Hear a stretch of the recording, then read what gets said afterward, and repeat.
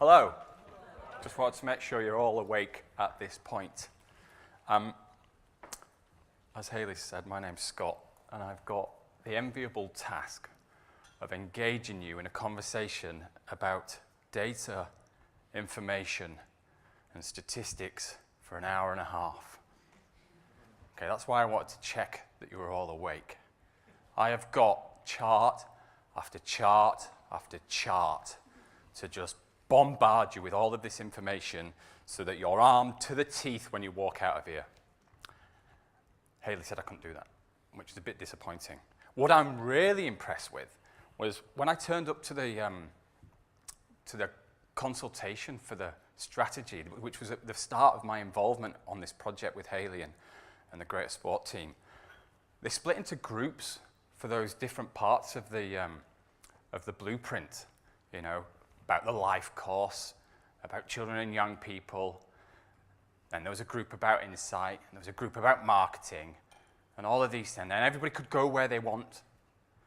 How many people were sat in the insight group? I wasn't quite on my own. I had one friend. Now I've got 100 friends or more, which is just incredibly exciting. So, what am I going to try and do today? Well, we've been trying to think how we can bring some of this information to life in a simple way. I'm already concerned about this because Hayley has already mentioned that I don't have any experience with Kahoot. I'm hoping people in the room do, and you can help me out. If you don't, it should be some fun. We're going to do a little quiz. We're going to find out what you already know. Not to catch you out, just to see whether we've got some awareness of some of the data that we've been looking at.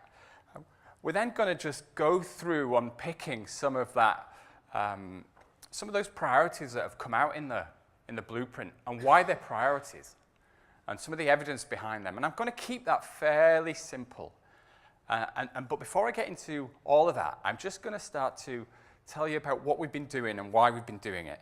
And then at the end, I'm going to try and bring to life a little bit about how we're helping you, making resources available to you to be able to play around with this information and make sense of it.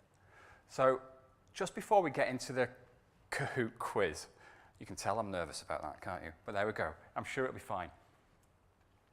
What have we been doing? Well, we were asked to look at all of the information out there from active people. I'm going to give you a little hint. Active people, the old survey that we used to measure physical activity behavior with, and the Active Live survey, the new survey that we measure physical activity with. Make a note of those 2 points. I've been looking at that data. We've been looking at demographic data. We've been looking at health data. We've been looking at anything that we could get our hands on to help us try and understand physical activity behavior. And more than that, actually, try and understand people's health, particularly where it relates to physical inactivity. And we've been pulling all that information into one place. We've been turning it into files that we can map, and if the data is mappable, we've mapped it. And we've been analyzing some of it to see if there's what the story is and how that story should inform the priorities of the Greater Moving Blueprint, Greater Manchester Moving Blueprint. And the second part, so we've looked at all this information. The second part is to look at some of the qualitative evidence out there about what do we understand about some of the groups that we know might be in greater need. Some of those groups that the evidence suggests are more inactive. Well, what do we know about them? What do we know about their lives? What do we know about what they like and what they dislike? What do we know about their barriers in trying to be physically active? Where do they live? What kind of place do they live in? We've been trying to build up this library of information that we can try and pull into one place and find a way to easily signpost people that might be trying to reach, for example, people in lower socioeconomic groups, because we know their behavior is a bit worse and their physical activity behavior is not as good as it could be. Well, what do we know about what works to get them active? So we're trying to create a resource that's easy to access and easy to get to some of the information that partners across the city region need in order to be informing decision making. So that's what we're trying to do. And we're hoping today to get some feedback from you about how best to make some of that information available, how you think it might be used. I'm going to share with you some of the questions that we're asking ourselves in order to be able to try and organize this information. So you're going to hopefully give us some feedback on that. One last slide before I go into the Kahoot quiz. Anybody tell me why I've put a demographic slide up there? This is current population and how it's changing over the coming years across Greater Manchester. The dotted line is where it's projected to be in 2039. What do you notice?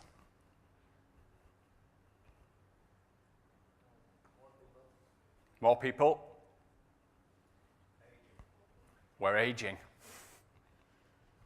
Can't do anything about it. We are. What's the other reason why I put this up? Why would I want to talk to you about demographic groups?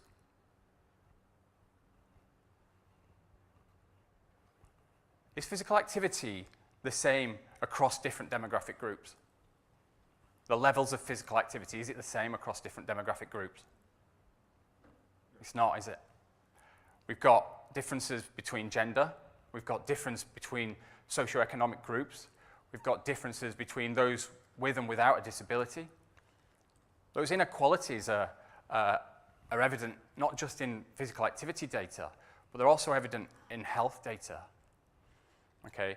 And when you look at the demographic profile at Greater Manchester, the one area that it's, I won't go as far as, but the one area that it's different to the overall England population is with regards to people in higher and lower social grades. And if you don't know what I mean by that, the census collects a series asks a series of questions and collects information about people's occupation, their qualifications, their income, and it groups them into different social grades.